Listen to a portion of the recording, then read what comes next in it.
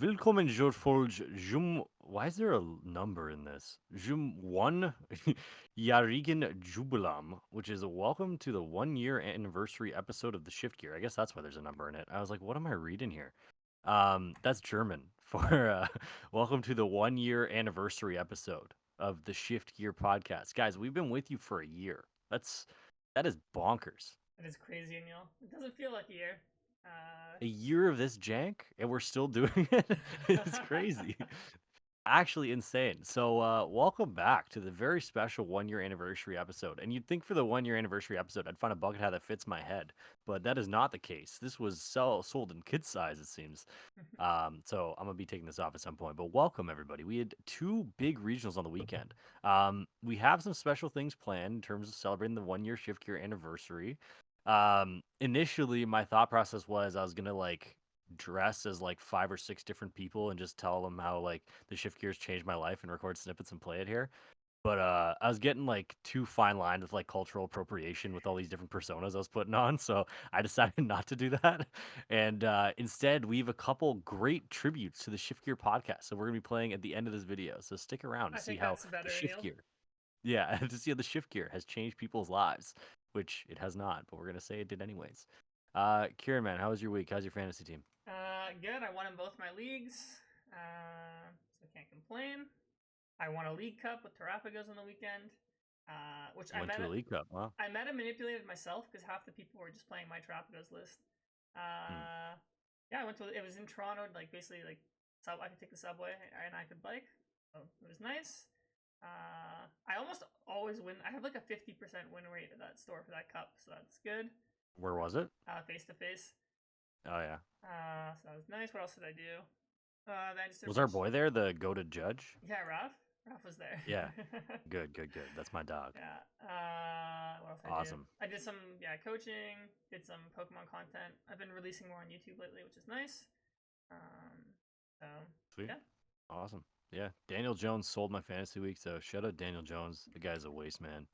I forgot to like. So Daniel Jones was playing on Thursday, and my boy Jordan Love was playing on Sunday. Jordan Love was still questionable at the time, so I'm like, okay, if I don't start Danny Dimes here, like I don't have an entry in QB for the week if Jordan Love can't play. So I had to start him and got absolutely cooked for making that mistake. So it was a bit of a rough one, but we'll bounce back. I went to my first locals in about a month and a half this Oh, weekend. nice. Pickering League Challenge. There was actually like four competitive players there, which I was very surprised about, but that was fun. So shout out locals. It's still October, so we're not like stressing yet, but shout out locals. But what's bigger than locals are these two big ass tournaments that happened Yeah. this weekend. So we had Joinville regionals, we had Dortmund regionals. Shout out Dortmund, greatest soccer club in the world. I've heard it's a pretty good city too, but greatest soccer club in the world. Um, there was a lot of diversity in that day too, wasn't there? Yeah, lots of it. In both tournaments too. It was kind of funny. I remember Dortmund happened. I'm like, why am I hearing nothing about Joinville? And I forgot that Twitter was just banned in Brazil because Elon Musk Yeah. is a waste man, as we like to say. Thanks, Elon. Yeah, no, lots of deck diversity. I think it was cool. I can't remember the last time we've had this many decks doing well. I think we saw some surprises, to be honest. I don't think we expected Dragapult to win. I honestly didn't think the deck was that good. I still don't think the deck is that Speak good. for yourself, sir. Speak for yourself. But yeah, it won with a Japanese player, which is kind of crazy. I think Yep. that's the first time in the modern era Japanese players won a major, like a Western major. And then I think the other thing is like Lugia is just continuing to dominate. First in Joinville, second in Dortmund. So every major we've had this year across the world, Lugia has been in the finals. So that was the big thing to me. And funny story about Dortmund and Neil. Rowan and I were talking about how broken we thought Terrapagos was, and we were scared that it was going to do so well this tournament. We almost booked like $2,000 flights to go to Dortmund just so we could play it. I've heard. Because we were that confident. I didn't end up doing it, but Terrapagos Yeah. I think is the other story of the weekend in Dortmund. Yeah. It had a crazy conversion rate, 30%. It went from not on the graphic day one to number one on the graphic day two. And then in Joinville, it got second and top four. Two players played the same list. So yeah, it seems like the format's more or less the same decks, but now Terrapagos is in there and Dustnor is definitely more popular. So, very Yeah. interesting weekend in my opinion. Yeah, I was dying to go to this regional too. Just $2,000 from where we're at is it's a little tough, and Yeah. To do a last minute too is hard because No. you're going so far. And dude, I wanted to go so badly because Dortmund played on the Friday, and like the way that lined up is insane. You go to Dortmund game on Friday, Saturday, Sunday you play the game, or you play Pokemon, and at the game Dortmund were down 2-0 at halftime. I was like, we are so cooked. I'm so glad I didn't go. They came back and won 3-2. Yeah, So you missed a good I game. have several regrets, just like you guys, but for different reasons. I'm really upset I was not in Dortmund there. Terrapagos was the big surprise. I think its conversion rate to day two and like the meta share it had in day two is insane. You look at it and it's like what was it, 25% or something of day two? I don't think it was Was it that. that high? I think it was like 15%. Yeah, 15%. Oh, But the 15. Okay. interesting thing is, it actually didn't convert to top 8 in Dortmund, despite being the most popular. Tord lost his asymmetrical plan. He just bricked. A rare Tord L. He ID'd. He miscalculated, put himself in the asym cut instead of having the chance to just move straight to top 8. But yeah, why don't we start there? Let's look at Tord's list. I guess just because he is Tord, and then I want to jump to the ones in Joinville that actually did make the finals there. Yep. So yeah, Tord had a really interesting list to me. I think most players weren't on the Bouffalon, but Tord was rocking those two Bouffalons. And then he was running that 1-1 Pidgeot line. I think a lot of players were playing. I personally like playing the 1-1 Pidgeot line as well. So to me, Bouffalon is in there. It makes your Charizard matchup slightly better since you can take your first two prizes and they can't knock out Terrapagos back. So if you just don't bench any of their two prizers, you actually it makes your Charizard matchup much better since that is one of the deck's weaker matchups when they set up. And Tord's also playing some tricks here. He's playing like Thornton and Turo together. He's only playing 3 Rare Candy and 3 Buddy Poffin, which I'm not a huge fan of. But I guess, he is playing like the Dusclops to help him evolve. He only has the 1 Pidgeot he needs to get. And he's playing the Palpad to go with all these supporters. So I think a very unique take from Tord. Very different than all the other lists we're going to look at. So, what are your thoughts on Tord's take on Terrapagos? I mean, you can bet a good amount of money that he's going to come with something unique every single time. So, I mean, that checked my box there. I like this list. I think it's a very Tord list. There's a lot of things going on here. The counts to me were a little bit interesting. Like, I know there's a lot of lists playing different sorts of counts. I think Bouffalant's really strong. The Shift Gear podcast stands Boufflant. Shout out Boufflant. Bouffalante? Um, yeah, Bouffalante. If you're playing in what was it, 2013, 2014, something like that. 2012 even, I think. Was it I 2012? think Was it was it Dragons 2012. I think Exalted? it was 2012 13 Oh season. yeah, you're right. All right, so if you've been playing since 2012, you know about Bouffalante. Bouffalante, goated card. I forgot what the attack was called. Goldbreaker. Goldbreaker? Yeah. Goldbreaker. Sick card. So yeah, just for that reason alone, big Bouffalante fans over here. Other than that, I don't have too much input with this list. Like I think it's cool. I mean, it's unfortunate that it didn't convert into top 8. It looked like he Yeah. just kind of bricked a couple times. And that was all she wrote. Yeah. So yeah, let's take a look over at Joinville. So Giovanni got second, and Joa, I'm really sorry if I say your name wrong. Hag also got top 4. They played the same list, so I assume they're friends or teammates.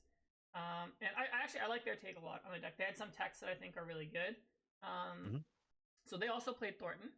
So I think just the idea that you can just make a Dusknoir out of nowhere. I think some matchups your opponents can target the Duskulls and they take them off. Like you can be in a bit of a tough position. So I need to test more with Thornton. I actually was playing some games on live yesterday with it. I don't know, it didn't feel that good to me, but I can see the vision. They played Vitality Band, which I think is a good tech going forward. For Terrapagos Mirror, you max out at 220 with Terrapagos, so the Vitality Band gets you that 230 number, which seems like this is going to be a popular deck going forward. So I think Vitality Band is a great tech. They also played the Energy Lottery. I played the Cup on the weekend with Chloris's Tenacity, and like honestly, the card's kind of mid. Like I'd rather just play a better supporter. So I think Energy Lottery is a nice way to get the DTE. And other than that, their list is pretty similar to all the other ones. Again, a little dicey on the ball counts here, like 3 Ultra Ball, 3 Poffin.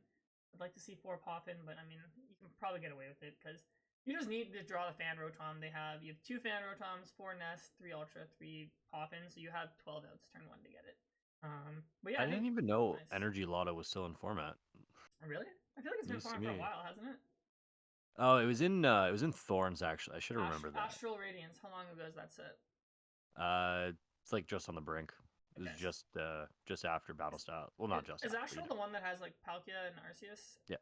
Or Dialga, sorry? Yeah, okay. Not Arceus. Oh, Yeah. no, Arceus, yeah, Dialga and Palkia, yes. Okay, so it is definitely going to rotate soon. But yeah, I mean, I think it seems now that we have. I think one of the problems with Terrapagos going into the tournament, why it didn't get much hype, is people didn't really have like lists to go off of. So I think now there's like a lot of lists out there. They're all pretty similar.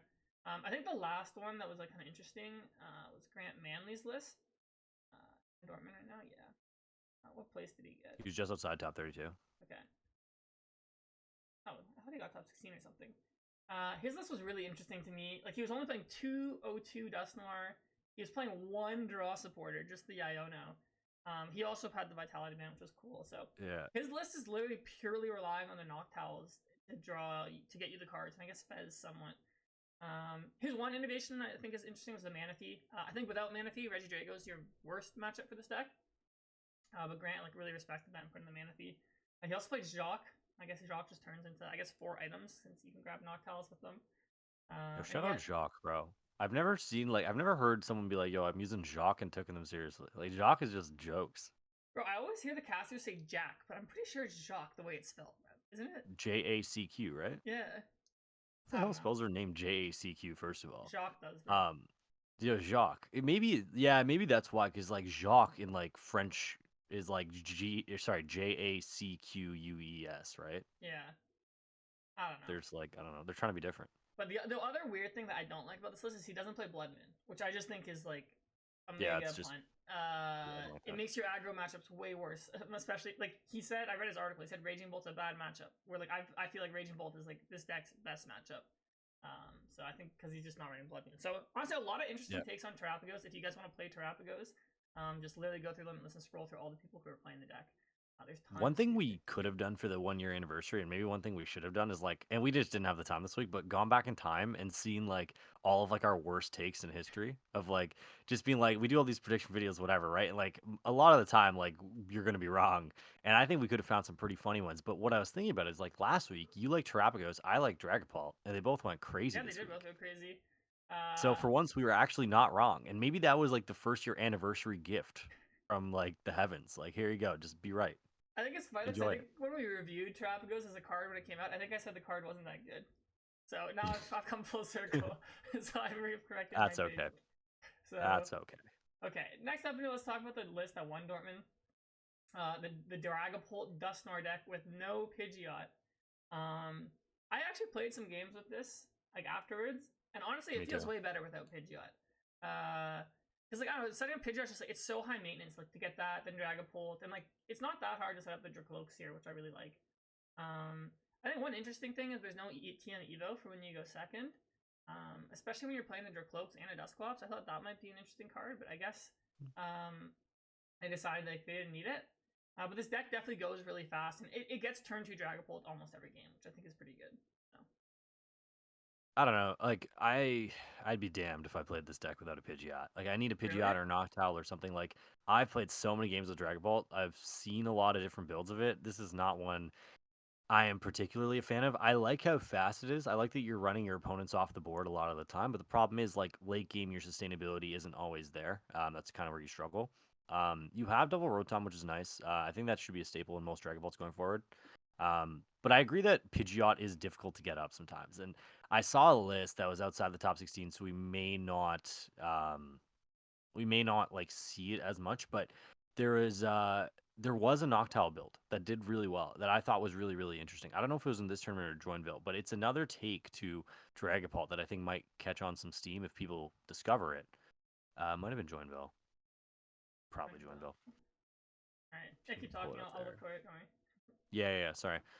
But basically, like the way it works is it's just Pidgeot, except you play a Wellspring Ogremon to basically aid your Noctowl and have a Terra on the board. Exactly, this one right here. So you're using Fan Rotom, you got a 101 Pidgeot, and you use Noctowl as a bridge kind of, and it makes setting up your support Pokemon a lot easier. So this is another thing that I was looking at that I thought was really interesting. So maybe going forward, you see like Dusknoir, Noctowl, Dragapult make more sense than Pidgeot, Dusknoir, Dragapult. So I mean, tons of ways to play the deck. The deck is strong. I think it requires a strong player to play Dragapult, so I don't think it's gonna like balloon in popularity. But I think the deck is really strong, and I think people are opening their eyes to it a bit more now. Yeah, this is funny because a lot of decks just aren't playing Manaphy anymore. So, and like if I'm playing as a Dragapult, there's no world where I expect to get Ogre Pond. Because Yeah, if you play the Crystal, this deck plays one double turbo, which you can obviously just search with the Pidgeot.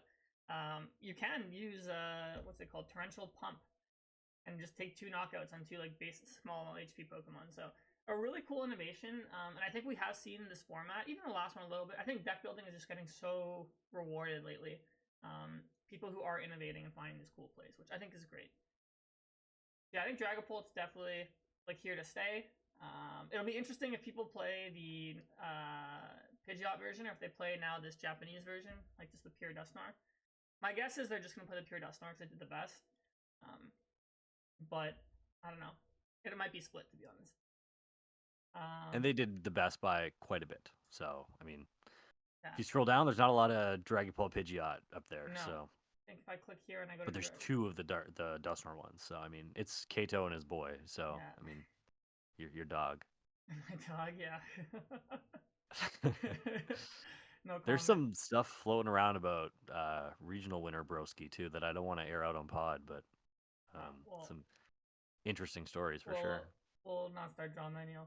Yeah, I don't start drama here. Okay, other things. I mean, I don't need to go over Rahul's list because it's the exact same he's played the past 3 tournaments, but this is just an insane run for him.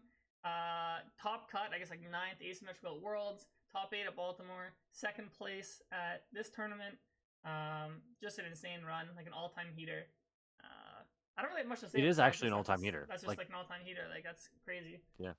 So good for you, Rahul, man. Keep it up, I guess. And to do it with a deck like Lugia too, that you know is going to brick at least once every 3 games, is pretty good. I mean, but he plays like the Fez and all that. I don't know. I mean, I played Lugia, like the newer builds. Like I don't think it's that brick, but yeah, I get what you're saying. Like it is. No matter what deck you pick. Like yeah, is this run more goated than Israel Sosa's? No, because like Sosa won like 3 regionals or something, or 2 in a row.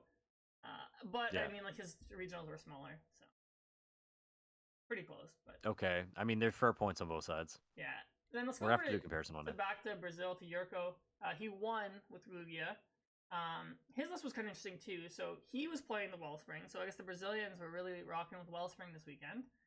He also played Thornton in his Lugia, which was interesting to me. But other than that, it was pretty standard. He's not playing the Squawk that Rahul and I have been playing. He's playing Great Ball instead of Nest Ball. I think that makes a little bit more sense. Oh no, he's actually playing Great Ball and Nest Ball. Oh wow. Actually, this list is like crazy consistent on the search. So he plays 1 less research for the either Iono, 1 less boss to play, I guess, Thornton, and then less Pokemon text, I guess, so he can play more ball search cards. Like no weirder in here. But I think that's probably fine when you run 2-2 Chinchino. So yeah, this is like a nice consistent Lugia approach. I mean, I don't have much to say besides the Wellspring, which I'm still not a huge fan of because I feel like the situations where Wellspring are good to take 2 prizes, like Iron Hands can just do the same thing. But I guess you save your legacy and then you can just use Iron Hands later, maybe. That might be the rationale. Sometimes it burns you saving that legacy, though. That's the problem. Yeah, because then like you just give up 2 prizes. So, but yeah. I mean, if you're taking 2 with it, you give up 2. You don't really care that much. But yeah, I mean, it goes without saying that I will always advocate for Ogremon. So everyone play Ogremon in all iterations. Oh yeah. So yeah, pretty cool to see Lugia take it down. And then the other cool thing from this tournament, actually both tournaments had a cool deck in top 4. We had Cloth get top 4 here in Joinville. And you know what? Cloth is probably a little underrated right now. It's very good into the Terrapagos decks, I think, because they're weak to fighting. You're probably pretty good into most of the aggressive decks just because you're trading up. You're probably not that good into the evolution decks since you just can't reach those numbers, but yeah, you know, like what am I looking at here? I'm looking at a Cloth deck with like super effective glasses, secret box, Armin, Chorus. You also, yeah, I guess since the last time this was big, you also gained Mochi. Yeah, binding Mochi. Really interesting. So you do, how much damage do you do now? So you do double turbos, you do 170 plus Mochi, you do 210, right? Yeah, 210 base plus poison. Poison with Sneasler. Then your opponent takes 3. Yeah, you're doing like 230, I think, right? I'm not. You also have that Pekka run, which is really, really cool. That like aggressive. Oh, the new one, you're right. This thing is awesome.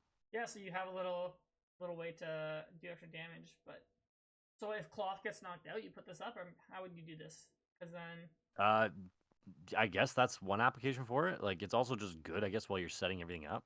Yeah, but how are you? I guess you just poison them upon it. You're just like, all right, throw this in the active for now. Yeah, like who cares? Yeah, you do play Electrode V, like that's can knock out Charizards. So I'll be honest. Shout out Cloth, man. Yeah, I haven't played games with this, but this is a deck I'll definitely try out. It seems pretty cool. And I know it's a lot of Cloth enjoyers in the community, so I'm excited for you guys that you have a really big result in the deck to go off of. So It's early enough in the season too, where people are like okay to take a risk and playing like these like kind of weirdo decks to tournaments. So that might be what this is. Like, this guy's just like, Yeah. yo, what do I have to lose, right? Like, let me just play Cloth. I enjoy it, and if I do well, I do well. Look at that, Yeah. you did pretty well. Nice. So So I mean, like, if yeah, there's ever a time to do it, it's now. shout out Alejandro. Great result for the cloth. Yeah, And it actually did look like, if I'm just looking at, like, Charizard did really well in Brazil, but I think Brazilians are huge fans of Charizard, so not surprised there. the Okay, regional was also like 1/3 of the size. yeah, but I mean that doesn't matter. I think for like scaling the decks, does it? No, but I'm saying like terms of like the numbers you're seeing in day two, like there's Oh yeah, 15 yeah. Zards or Well, whatever. Yeah, I yeah. was doing the percentage. Hmm. Cool. And then actually, Well, like, then not even, go. there was Golden Go and there's also Palkia Dustin, which we'll get to. But yeah, Golden Go from Yell, who his Limitless page is also goaded. Golden Go, Hmm. Golden Go, Golden Go, Golden Go, Golden Go. Uh, so I mean, he's just been like grinding Golden Go. He's like, I don't mean this in a negative way. He's literally a Golden Go like one trick. He's put in so much time to this deck. He's pretty much mastered it, and I think it goes to show that if you get really good with a deck, even if it's not like tier one, you can still have results. And I think it's fair to say Golden Go's probably not like a tier one deck or anything, but like he just plays the deck so well and he just consistently gets the results here. So his list isn't really anything special to me. Like, it looks pretty similar to what like you've just been playing as Golden Go pretty much the past couple sets or formats, I guess. He just kind of like broke through and got a huge result. So Yeah, you've got a little bit more gust here than normal, I'm pretty sure. I believe most of them don't play two boss, but I could be wrong. I can't say I'm avidly looking at Golden Go lists at this day and age, but it seems like you have a little bit more like in terms of tricks up your sleeve with this build, which I really like. 'Cause you play the three ciphers, so you're able to kind of pick out whatever you need. Night Stretcher, I think, aids this deck a lot. I think Night yes, Stretcher is a big gain for this deck overall. So you got Night Stretcher, you got Fez now. Like, there are turns where you're drawing like raw like 15 cards, which is insane to think about. So I mean, hey, like Golden Go has a spot in the meta. I think with Drago down, Golden Go has a bit more space to kind of shine. You're not getting Dragon Bolted all the time. So I yeah, think I think it's awesome. I would love to see more people do well with Golden Go. yeah. I agree. I think it's really cool. And like we said, people aren't playing Manaphy as much, so you have the option to Moonlight Shuriken. Uh, Absolutely goated Pokemon too. Like Golden Go, like the cheese string guy, is so sick. Pokemon number 1,000. Yeah. Okay, and then we have from Stefan. Stefan, obviously one of the best players to ever do it, especially from Europe. He always plays kind of these cool decks. He went with the Palkia Dusknoir, which was actually only one card off of Grafton Roleplated to the asymmetrical cut of Baltimore. Yeah, the deck's just really cool. I was playing it on ladder just because honestly I've been playing more live than I ever have just because I feel like there's so many like cool decks that I want to actually just try out lately. Yeah, the decks are really powerful when you go first. We can talk about this later, but Dusknoir is very oppressive when you're from ahead or like on all those evolution decks. The 1/1 Greninja I think is really cool. It kind of reminds me of back in like the Diamond and Pearl days when you would play like a one-on-one tech for some matchups. But yeah, like Greninja is really good against like Miraidon, against Iron Thorns, against Raging Bolt too. You can use the second attack to knock out a Fez and something, put damage to something else, which is really cool, and then like knock it out with Dusknoir. So, have you played this deck? What do you think about the Palkia deck? I haven't actually played this one yet. I haven't had a whole lot of time to play live recently. But it looks really cool, and I like the like you said. I really like the 101 Greninja. Like you take that lightning weakness, or sorry, the fighting weakness, and you just exploit it, and I love that.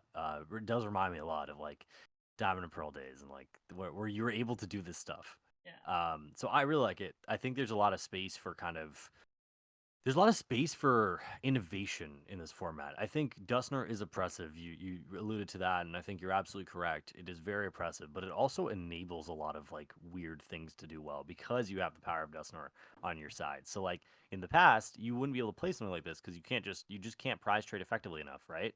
But now you've Dustner, you're able to kind of wipe people's boards from time to time and taking advantage that way. So I think it's really, really, really good. The big thing for me with the new Palkia list that I've been seeing doing well is a lot of them don't play Area Zero, which is yeah, very surprising to me because that's the initial synergy you think of in your head, right? When you think about Palkia. But this build looks cool. You got a bunch of different attackers. You have the Blood Moon, you have Greninja, you have Palkia, you have Dusknoir. Like you have ways of kind of attacking for different amounts at different times. You play a decent amount of Gust. Like you have the prime, the counter, so you're able to pick some stuff off from the bench. I think this is cool. Like super innovative. The Baltimore list was so cool, and this one is still kind of awe-striking me. Like I think it's awesome how people are able to make builds like this and do well Yeah, still. and this deck uses Pokestop and Stretcher so well that I really love it. It was funny. I saw on Twitter Stefan said he didn't even realize that he was one card off of Grafton's list. His group just kind of like ended up here. So I guess Mm. great minds think alike. Other than that, I don't think there was anything like too crazy in the top cuts. There was Mateus with No, not the really. Bennett deck, which he's been playing for a while. Yeah, he has this is his third day two with the Bennett deck. Hmm. Honestly, Bennett's in an interesting spot. I mean, like all these Terrapico decks do heavily rely on items. I mean, like you can trap stuff in the active with the Radiant Alakazam. I think this might honestly be like an underexplored archetype. Like a lot of people haven't played it. I know Henry Brand played it at Worlds. One card that they got that was new that's pretty cool is the Gravity Gemstone. So it makes your opponent's retreat cost one more. So if you can bring something up with Bennett, put that on the Bennett, and you can kind of like retreat lock them, and then like just buy yourself some turns. So I don't have a lot to say about this deck. I just think it's really cool, and I don't know. It feels like Bennett is due for like eventually like a breakthrough performance by the time the card rotates. So Yeah, it's a little like soft hitting, right? So that's kind of yeah, it's where very fragile. Yeah, yeah, your opponent it sets up, gets you're in trouble. difficult. Yeah, so Yeah. like I think that's the kind of thing that's like gatekeeping a little bit, but I do like the idea as well. Like, I think you're onto you hit the nail on the head here. Like you have so many tools now. You have Gravity Gemstone to kind of trap people. You have like these Monkey Dories doing crazy things with Alakazam. Like it's just cool, and I'd love to see Bennett break out and have like a insane performance at some point. Correct me if I'm wrong. This person's been playing Bennett forever, Yeah. I believe. It was their third day too, Um, so yeah, they only played 3 Ralts, 4 Kirlia, which is interesting. But I guess since it's easier to find Ralts with their list because they play the 4 Poppins and the Artisans, they're just like hmm I don't have enough bench space to put 4 So like you know what, let's just get a couple of Ralts down, just naturally draw Kirlia. So that is really interesting really actually. interesting deck building there. I haven't seen that in a while. Other than that, I don't remember seeing anything crazy that did that well. Looking here, there's a Gouging Fire that made day two. Ogrepon, C-Pal made day two. I did. Shout Yeah, out I saw that. Timo Dell. You have the goat, man. Let's see the list. Yeah, it looks like pretty standard C-Pal. Enhanced Hammer, interesting. But yo, shout out you, man. Fighting the good fight. Oh, there was also a Cloth in day two of Dortmund. Cloth might be the truth. Yeah, I don't know. Cloth might be underrated a little bit. It's definitely still a tier 2 deck or whatever, but Yeah. yeah. Well, Actually, the other one I wanted to touch on quickly was Thorns. sure, we can touch on Thorns. It got Yeah, top 8 in both tournaments, actually. So I'll just open here this list here yeah, from Brazil. yeah. It's like not much has changed Yeah, here, but it not looks more or much less the same. needs to change. No, it's literally this Iron Thorns. Just like no one respects the deck, right? So like if you play the deck, you're gonna just get so many free wins just because people just don't tech for it. Or it's kind of hard to tech for. People aren't just gonna put Cologne in their deck. So to me, Iron Thorns is just gonna be that deck that it's like similar to like how Snorlax always is, where it just doesn't see that much play, but it's always like a solid play. I feel like if you just want to get points at a tournament, like you probably should just play Thorns.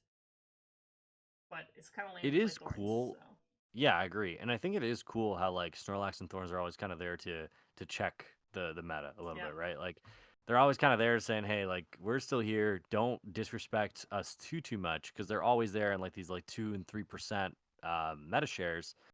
And it makes it so cool, man. Like it makes people have to respect so many different things. So in on one end, you're thinking like, okay, so I have to respect Snorlax, I have to respect Thorns, and all these meta decks. This is making my deck worse and making me rely more on like pairings and stuff.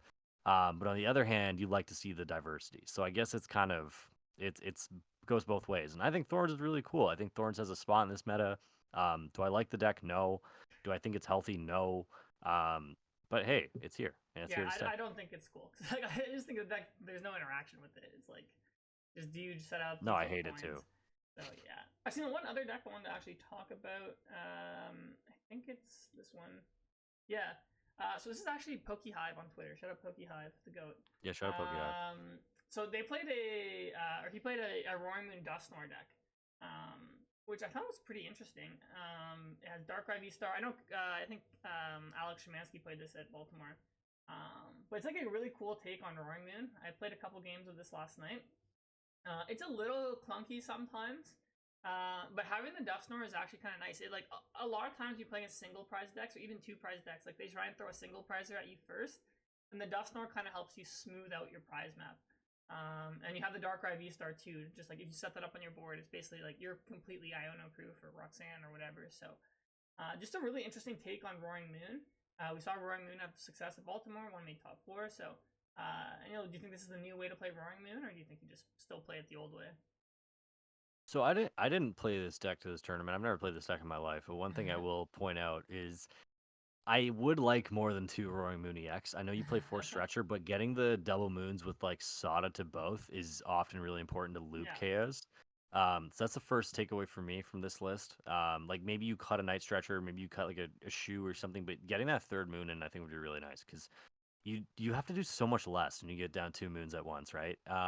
The Dustnor itself, though, like as for the concept of the deck, like the Dustnor is super cool. I think it helps with a lot of math that you normally struggle with, where you have to go and kind of put 200 on yourself, and then you're in range of another Dusclops, and like it just gets kind of sticky from there. So you solve a lot of problems by doing that. Darkrai V-Star, I think, is a no-brainer now. There's a point in time where like there was no point in playing it, but I think now it's kind of a no-brainer. You're getting so much value out of that V-Star ability, so you might as well use it. But yeah, this looks like a really innovative way to play Roaring Moon. Shadow Pokehive. I like it. yeah. No, I think it's really cool as well. I think that's gonna do it on the decks I want to discuss. And before we talk about Dusknoir as a card, we have a new segment that we want to try out for our viewers. You guys let us know what you think. So, there's a very popular subreddit, or there's like variations of it. There's like, "Am I in the wrong? Am I the like bleep?" Basically, where people give a scenario and they say, "Are they in the wrong?" at the end. So we had the idea to do this, the Pokemon edition. So what we want is people can send in their scenarios, and we'll read them anonymously, obviously, and we'll give our takes, and people in the comments can give their takes if the person's in the wrong or not. So, Aneil, are you ready for our very first ever? I am ready. I'm reading it in my email right now. It's pretty good. Okay, so I'll read it out loud for everybody, all our listeners. So here's the scenario. It's round 5 at Dortmund Regionals, and I have a 3-1 record going into the round. The set is very close. I won game 1, my opponent won game 2, and it's game 3 with very little time left on the clock. Time gets called, and at the end of the third turn, my opponent has 2 prize cards left, and I have 3 prize cards left. We had agreed to gentlemen's based on board state between game 2 and 3, so we knew that this game would have to be decided some way or another. The board state looks something like this. My opponent essentially needs to hit a Noctowl off of their 2 prize cards they take, or they will almost surely lose the game, as they will have no way to string together a combo in order to take 2 prizes next turn, and I will win in 2 attacks. Not much I do on my turn will affect this, as I just got Iona to 3 and did not draw Boss's Order or Luminion, save for an Aroma flip. If I flip tails and grab Luminion, the game becomes closer, but I still lose to my opponent taking Noctowl off their prizes. Here's where the situation becomes tricky. Me and my opponent both agree the game is basically a 50-50 based on what they draw off prizes. Now in this moment, even though we had agreed to gentlemen's, I felt that there were only 2 options for me, as my opponent made it very clear they would not concede in this 50-50. The 2 options being we tie, which is essentially a loss, or I scoop. I ended up scooping because it felt like the right thing to do in the moment, even though it left quite a sour aftertaste in my mouth. I didn't feel pressured per se, but it felt very much like scoop or we tie, and that just didn't feel that great, given the agreement should be mutual. I ended up going from 3-2 to 6-2 because I got put in the karma bracket, while my opponent went from 5-1 to 5-3. Anywho, after reflection, should I have simply tied there? Was my opponent in the wrong? Should I have stood my ground and tied? Do these situations mandate rule changes in any way? So I guess actually the question is more so: is my opponent the Yeah, it's in the not wrong? am I. It is my opponent. My opponent. But anyways, Anil, what are your thoughts on this situation? Is the opponent in the wrong for adamantly saying they're not going to scoop in this 50-50 scenario? Well, I think okay, let's first play the victim. All right, I want to Okay. play the victim for a second because Pokemon players love playing the victim. Okay, so first thing we're gonna do is we're gonna blame the Pokemon Company International. It's that it's their fault. Yes, First of all, they're the real created victims this, here. yeah, Or created this bad guys, slow bad ass guys. format.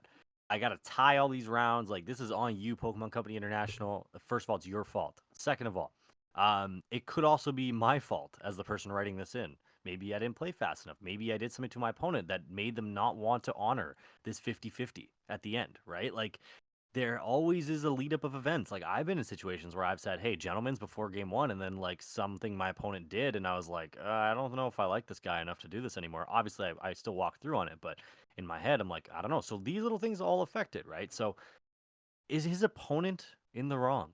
I think yes. I think it should go 50-50. I think if you agree to it, you agree to it. Just stand on it. Whether you tie or lose, as told by the writer, it doesn't matter anyways. So stand on business, deal with it. Opponent, don't be a rat. and we won't have this problem. That is my take. Yeah, I mean, I don't really think the opponent's like wrong for like not being like I won't scoop because I'm like, how do you figure out if it's really a 50-50? Like, how do you know who's gonna win, right?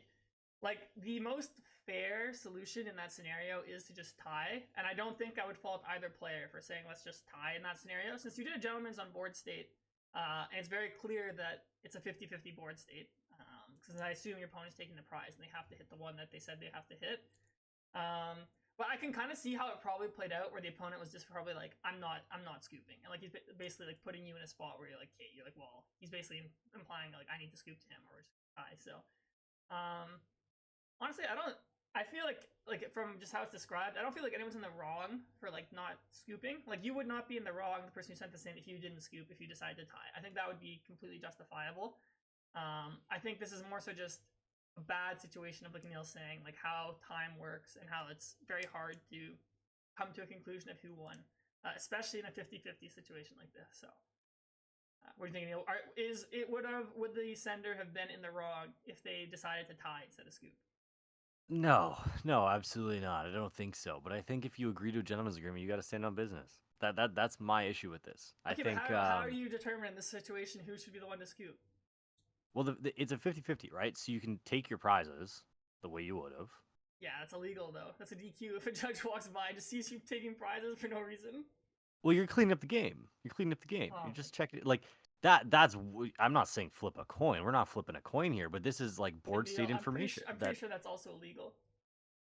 what flipping a coin? It is definitely illegal. No, I'm saying just taking your prizes and looking at them. But you're cleaning up your board. You're helping decide the Hey, Neil, gentleman's bro, like you're I'm not trying to helping. have you get Jay massaged. Let's stop. Oh man. Okay, whatever. Either way, I think there are ways to solve this, is what we'll say. If it's a gentleman's agreement, you need to kind of use the resources you have available to you to solve it. And I think this is much more controlled of an environment than if there was like an actual like we're at both at two prizes and we have no idea what's going on. But at the same time, upon thinking about it, like I don't think the opponent is wrong for not honoring it, but I don't like the way they approach it and saying like Yes, I'm not scooping no matter what. that was Like I very think standoffish. Like there's that probably like better ways to approach they were this. probably just putting pressure on you to try and do it. So, But I'm a big advocate for scooping there, to be honest. Like me personally. yeah, I did this at Worlds where I was in a tie and I just scooped because I'm like I don't want anything to do with this tie bracket. I think unless your opponent has absolutely ticked you off, I guess this might be one of those situations where your opponent might have. But I'd always rather give someone the chance yeah. to advance, and even if it means like if at this point I think he said he was 3-2, right? So a tie and a loss is the same thing. Well, he was 3-1 going into this round. So, Oh, he's 3-1. but you're Okay, right. so A a tie tie and and a a loss loss is effectively the is same thing still for the same making thing. day two. Yeah, So, I'd rather give my opponent the chance to go in yeah. personally. But like you said, I don't know. I wasn't there obviously, so like maybe their opponent was like being like you said, like kind of like standoffish, whatever. Like so you didn't want to give it to them. So, but you did. It looks like it worked out for you in the end. You made day two, so congrats on that. Good karma bracket. Yeah, that's our very first. I don't even know what we're gonna call this. Like, am I in the wrong Pokemon edition? Yeah, Send in need something your better. scenarios to either me or Aneil. You can send them on Twitter, or if you want, put them in the comments. Let us know what you guys' thoughts on this situation is. We'll read them every week if you guys give us good ones, and we promise we will always keep it anonymous. So And especially if you make them shorter than that. yes. That was like reading a monologue, dude. That was long, a lot Well, of that's detail. I normally. like it. Do you ever go on like TikTok or something and like there's just like this girl? She has a podcast, and her podcast is literally just reading them from Reddit, like literally like essays. Like they Really? discuss them after. No, I've Yeah. never seen this. It shows up on my page sometimes, but anyways, let's move on. That was I like that segment, so hopefully that catches on. So. And I kind of want to discuss Dusknoir as a card. So we've seen a lot of people in the community kind of being like, this is toxic. It's an unhealthy card. What are your thoughts on Dusknoir in our format currently and its health for the game? Tough to say. It's really tough to say. I think like it enables so much and it disables the rest, right? And it's Yeah. also contingent on, or am I drawing where Candy Dusknoir? Is my hand good? Like the card is really, really powerful if your deck is working, but really, really clunky if your deck is not. So I think the upside and downside I feel like are relatively balanced. It's one of those if you can't beat them, join them kind of cards. I think at this point. But it does gatekeep a lot, which I don't Yeah. like. It gatekeeps a lot of decks, with which we in history have never been a fan of, right? Yeah, I think I'm not a fan. I think it's an unhealthy card, and my reasoning being is like it can kind of just shut you out of playing the game before you get a chance to do anything. And it's too easy to set up. That's the problem, right? Like Noctowl makes it extremely easy. These turbo decks playing like Pokestop, a million draws makes it really easy to set up. So like normally the cost of setting up a stage 2, it's very difficult to do it normally, but I think it's too easy to do it. And the other thing is like it's kind of balanced around this idea that you're knocking yourself out so your opponent takes a prize, but the person who uses Dusknoir has the initiative since they get to do stuff on their turn. So like you don't really care about giving your opponent a prize if you're just gonna end the game on that turn or take a prize lead. It also like basically like lets Briar be broken. Like again, like Briar as a card is like if you're aware it exists, you can play around it by just not going to prize cards. But with Dusknoir, you can always force your opponent there. So yeah, I personally don't think Dusknoir is a very healthy card. I think it makes the format worse, even though we're seeing all this cool deck building. So I'd be in favor of. Honestly, I think the game would probably be better without Dusknoir in it. So I don't think they're going to ban it or anything, but I'm not a huge fan of Dusknoir right now. Oh, so you switch your stance on that one. What? I don't think they're going to ban it like right now, but I think eventually they'll ban that or Briar. Like eventually, okay, I don't think they'll do it in the short term. Yeah, I think it's too much work to ban it. It's such a process, right? I think the game's better off without it. Of course I do. But I think banning it is really tough, and like it's one of those things. And we discussed this last week, where they'll probably just print a direct counter instead. Yeah, they'll literally just print a basic that says like your Pokemon can't take damage counters from abilities. Like, yeah, so. Yeah, it's just gonna be like a damage dampener basic, and whether people play it or not, I don't know. I would hope they do. Might take the place of Manaphy in a lot of decks, but yeah, we'll see what happens. I think Dusknoir is oppressive. I don't love the card, I'll be honest. But I also think it enables a lot of skill, right? Like, there's a lot of skill that goes with Dusknoir. It doesn't take skill to say I'm going to blow up all your Charmanders on the board, but there are a lot of, like, cool plays. Like, we saw it from the Japanese player who won Dortmund. Like, a lot of cool plays you can pull off, right? Mm-hmm. Like, you're Dusknoiring to put on some damage, counter catcher, like, whatever it is. You're enabling a lot of cool things. But I think Dusknoir... And like, the other conversation we can have real quick is Briar, right? Like, Briar didn't do as much as I thought it would. No, it really didn't. Like in the Trap Goes deck, it did, but like I think all the other decks, like I'm sure Charizard played it, like, but it did, like just from watching the stream, it didn't seem like, oh, this Charizard deck didn't even play it. Like it just didn't seem like it was going crazy, like doing crazy stuff. So yeah, it's like one of those cards. Like when it comes out, you're terrified, but really, like we've seen this so many times with these like dead quote unquote supporters that are useless other than one turn of the game. They don't normally do too well. Thornton is now kind of peeking its head back out, but I think a lot of that is derived off the fact that the decks playing it either play Fish or Sealstone or Pidgeot, so you're able to nitpick it when you want, and like that is probably the same case for the decks that would play Briar, but Thornton I think is a lot more useful overall than Briar is. Briar's one of those like cards where like in a niche situation, yeah, it's gonna win you 1 game out of 10 if you're lucky, 1 game out of 15, but I think as a whole, like I don't know how much the card is really doing. You need it when you need it. You can't boss on the turn that you need it. There's so much that needs to go into this like perfect play with Briar that I think people might have been a little bit more scared of it than we needed to be. Yeah. But I mean, like I feel like as more Terra Pokemon come out, like the card will probably see more play. So I think the jury's still out for me. But yeah, like I think you're right. Like it didn't have as big of an impact as we initially thought it was going to have, especially I think in Charizard. Because Charizard did kind of flop a little bit. I think it flopped because I was just looking like most of the best players just didn't play Charizard this weekend. I think that's always going to be a factor. Over in Brazil, I think a lot of probably the better players played it. Because I know they have some Charizard fans. If I just click here. Bro, you know why the best players aren't playing it? Why? Because the builds are playing this garbage 3-1-2 Zard, man. I can't get over this. I mean, 3-1-2 is fine. Oh, man, it's so unbelievably greedy. I can't stand it. Your deck needs to do one thing. You don't need to overdeck your deck. Just say what's the attack called? Burning Darkness. Just say Burning Darkness 3 times. That's all you have to do. I am not an advocate for teching this deck out like crazy. If your deck works, your deck will win almost every single game. I shouldn't say that. Yeah, but, I mean, Charizard's at a point now where it has to kind of pull off some like cute plays, I think, to win there. So I still think the deck is inherently strong. No, the deck is still good. It has the stats are insane. Yeah. It's like it's just solid, and I think like I won't be surprised like, if we just see Charizard make top cut or win a tournament in this format. Like it's just always gonna be solid in my opinion. So I think that's all I have on discussing decks. There was actually a new card that got revealed I think yesterday. I have it open here, Aneil. The Palossand DX. I don't know if you saw this. Or this today? No, today it got revealed. All right. So the first attack is just 3 colors, 160. They can't retreat. The second attack, the Bright Jail, Water Psychic Fighting. put damage counters on each of your opponent's bench Pokemon until they have 100 HP remaining on all of them. So, Okay. there Good might be card. some combo deck with this. You can maybe, if you can find a way to cure him with this, you could wipe the board. Because if you're playing against a 2-prize deck, you could realistically take 6 prizes in one go. Dusknoir can finish stuff off if you put them all to 100. Mm-hmm. So, I don't know. Again, it's a Like, Terra. Its attack is hard to use, but it seems kind of interesting. well, cards like this in the past have had a really difficult time kind of Yeah. seeing face, right?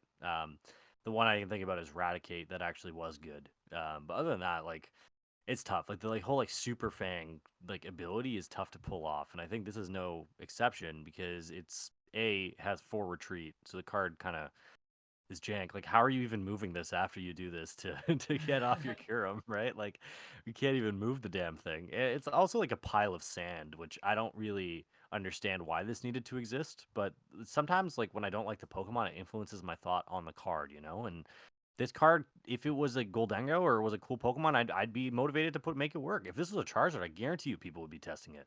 But it's a Palisand. It has a cool attack. I don't think anyone cares. I would be surprised if this ever saw play. Yeah, I don't know. There might eventually be a combo, but I agree with you. It probably won't see play outside of like an LDF video, maybe. Yeah. But yeah, it's just an interesting effect. That is pretty cool. So, yeah, I think that's Cool. all I have here. Before we end, we did have video from the #1 Shift Gear fan. That to celebrate our 1-year anniversary, that you and I are gonna watch together. Just live react. Have you watched the video yet?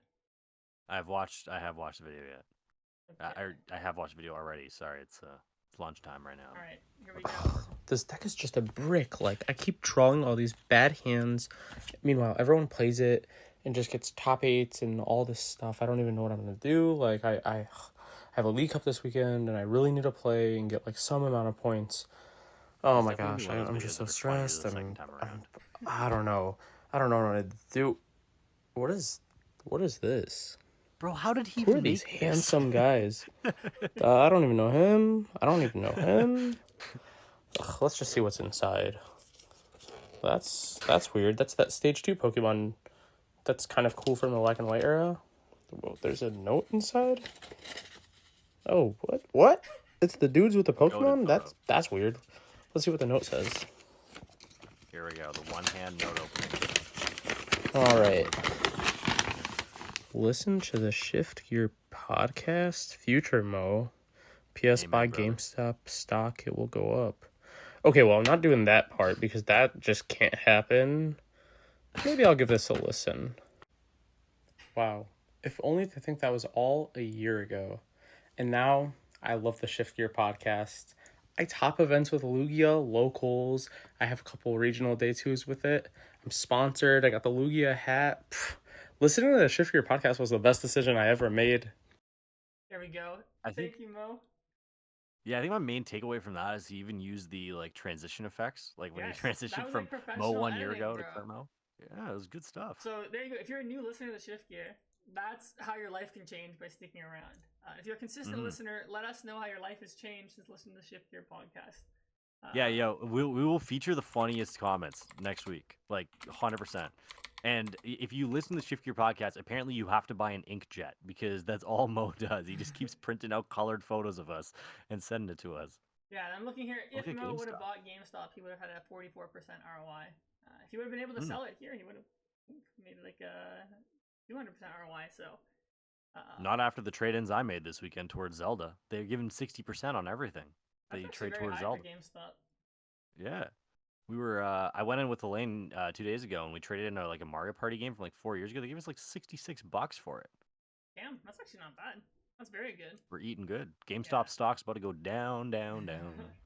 See, well, and it's down today, so maybe that's why, because you're trading. I got y'all, bro. I got y'all. I Yeah, got y'all. but But yeah, we might have another video coming in after recording that we yes. might play here from Swift Gear's #2 fan, Charles DeBreton. But that is entirely contingent on if he's serious or not. And records would say, history has said, he's a very unserious human being. So I'd give it about a 50-50 have that we faith, have a Aneil. video after this. I You have faith? That All right, I give it a for 50-50 the 1 year that there's a video anniversary, after I this. think we'll get it. So, Yeah, but just seriously, thank you everybody for supporting the Shift Gear. Aneil and I just love to do this. It's our little passion project, and it's been super fun. We look forward to doing it every week, and just all the support from everybody is awesome. So we'll continue to do it as long as we can. So thank you for listening. Absolutely. Yes, thank you. Genuinely.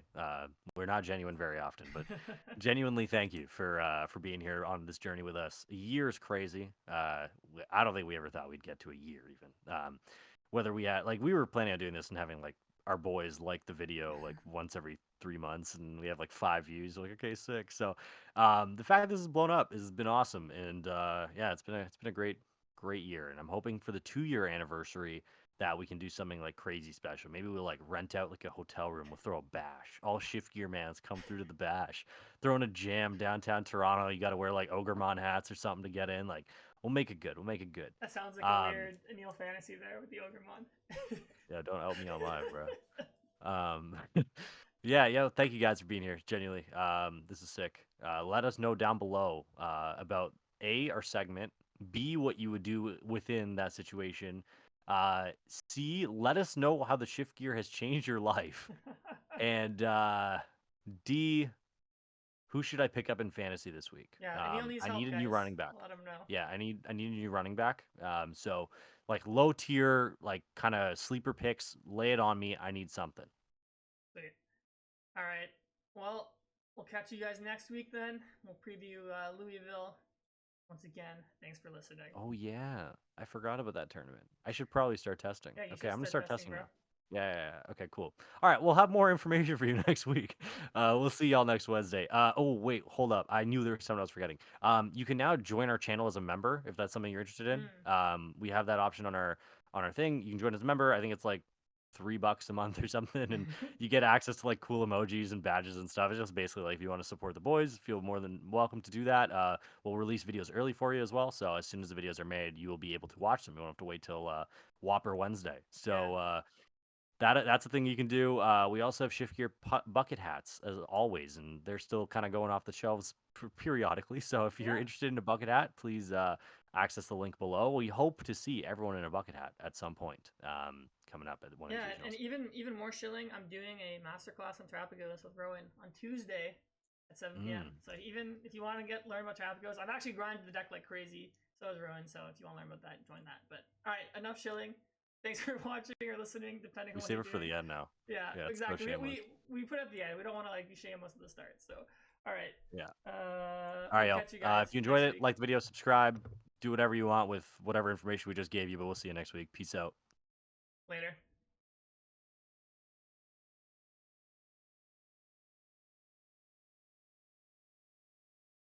Wagwan Generals.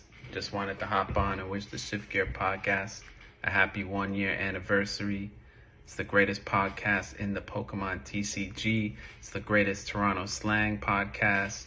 And honestly, I can't even wash my dishes if I don't have it on in the background. So keep producing good content, keep up the good work, and look forward to more episodes.